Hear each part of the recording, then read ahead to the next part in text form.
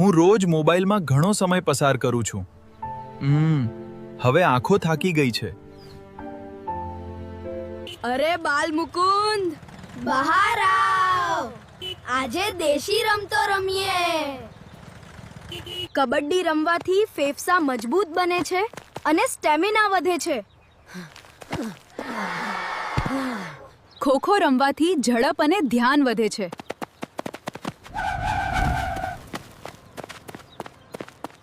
ગિલ્લી દંડો રમવાથી હાથ અને આંખનું સંકલન વધે છે.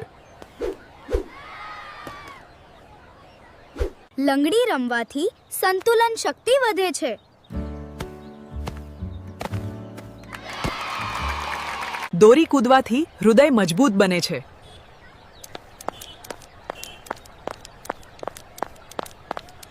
મિત્રો, મોબાઈલને કહો ના, રમતોને કહો હા.